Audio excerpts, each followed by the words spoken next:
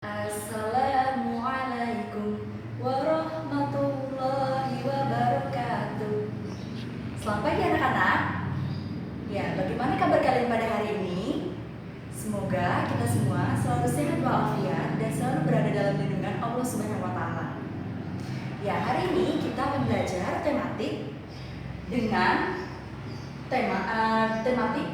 bahasan Indonesia memiliki keberagaman suku bangsa, agama, budaya yang sangat beragam, kecepatan perambatan bunyi, dan macam-macam jenis tarian di Indonesia. Ya, seperti pada topik-topik yang sudah Ibu tulis, jadi Indonesia memiliki keberagaman yang sangat banyak. Ya, Indonesia terbentang dari Sabang sampai Merauke dengan beragam wilayah dan dengan beragam suku bangsa, maka Indonesia memiliki keberagaman agama, adat istiadat, suku bangsa, budaya, pakaian adat, makanan khas tradisional di setiap daerah, tarian adat.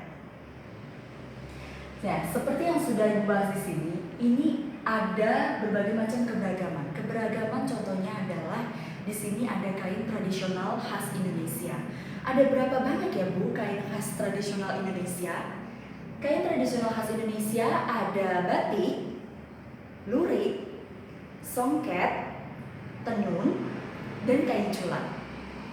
Apa saja sih Bu kain batik yang sering kita lihat? Nah, itu kain batik merupakan suatu kain berpola dengan menggunakan malam dan canting yang digunakan dalam proses pembuatan yang sangat khas. Maka kita bisa menemukan kain batik itu di berbagai wilayah di Indonesia. Contohnya ada di Jawa Barat, Jawa Tengah, Jawa Timur, dan Bali. Kemudian kain songket. Kain songket biasanya berupa apa ya Bu? Kain songket biasanya berupa tenun dan ulos yang dibuat dengan sangat indah dan memiliki hiasan yang sangat mewah. Kemudian ada kain cula. Kain cula itu dibuat dengan menggunakan teknik songket dan teknik tenun ikat. Nah, di sini ada kecepatan perambatan bunyi. Ketika kita berbicara, misalnya Ibu berbicara dengan kalian secara face to face, dan Ibu bisa mendengarkan audiens sekitar, itu karena adanya bunyi. Getaran yang dihasilkan, maka menghasilkan gelombang bunyi. Segala macam sumber-sumber yang bisa menghasilkan gelombang bunyi dikatakan sumber bunyi. Nah, di sini ada kecepatan perambatan bunyi. Jadi ternyata kita bisa mendengar suara itu karena adanya suatu perambatan. Nah, perambatan ini bisa melalui berbagai medium. Ada medium benda padat, cair, dan gas. Medium benda padat, cair, dan gas. Benda padat contohnya adalah misalnya ketika kita mengumpulkan sesuatu ke dinding, maka kita bisa mendengar suaranya dengan sangat jelas. Apabila ke air, suaranya kurang terdengar jelas dibandingkan dengan yang melalui udara. Nah, ketika melalui benda gas, maka bisa dengan melalui udara. Bunyi yang terdengar melalui udara biasanya bisa terdengar jelas. Kemudian ada kecepatan perambatan bunyi. Ternyata ada perambatan bunyi itu memiliki kecepatan yang berbeda-beda. Dalam kategorinya terbagi menjadi 3. Misalnya, contoh pada benda padat yang sudah Ibu katakan tadi, benda padat di sini misalnya baja. Nah, pada baja itu bisa terdengar bunyinya. Pada baja bunyinya itu bisa terdengar lebih kurang 6.000 m/s. Satuannya adalah hertz. Ya. Kemudian contoh yang kedua, pada air lebih kurang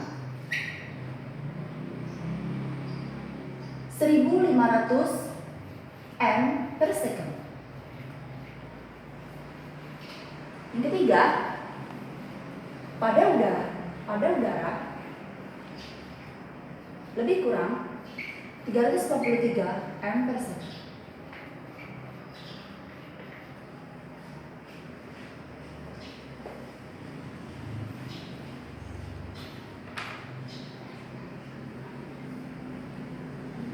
Ya. Jadi ini tadi adalah macam-macam dari kecepatan perambatan bunyi. Kemudian di sini kita kembali lagi ketika mendengar bunyi. Misalnya nih bunyi.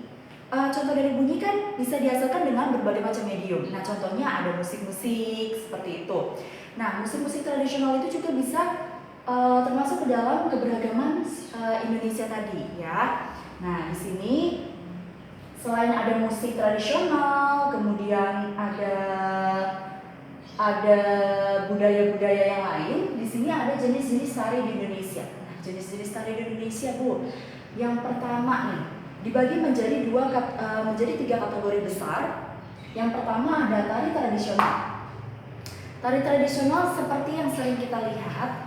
Nah, tradisional itu di sini maksudnya adalah sudah ada sejak dahulu. Nah, dan turun temurun ya, menjadi budaya yang turun temurun, menjadi suatu budaya di suatu daerah. Itu disebut tari tradisional. Nah, tari tradisional ternyata dibagi menjadi dua kategori kecil. Ada tari rakyat dan ada tari klasik. Apa sih Bu bedanya? Tari rakyat di sini dimaksudkan tari tersebut lahir sebagai suatu bentuk kebahagiaan dan sukacita masyarakatnya. Maka lahirlah suatu tari rakyat. Kemudian ada tari klasik. Tari klasik itu biasanya dia muncul sebagai karya dari kaum bangsawan, ya, muncul ada dalam keraton biasanya. Kemudian ada tari kreasi baru. Tari kreasi baru ini merupakan tarian yang dimana dia itu mengembangkan yang sudah ada, jadi lebih dikreasikan lagi hingga menjadi suatu karya yang lebih baik dari yang sebelumnya, seperti itu. Kemudian ada tari kontemporer. Apa ya dimaksud dengan tari kontemporer? Tari kontemporer ini merupakan bahasa kita. Di sini tari kontemporer itu merupakan tarian yang dia ini sama seperti tari kreasi baru, tapi dia sudah meninggalkan tradisi lamanya.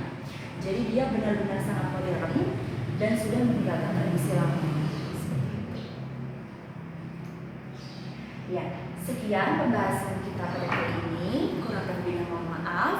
Wassalamualaikum warahmatullahi wabarakatuh.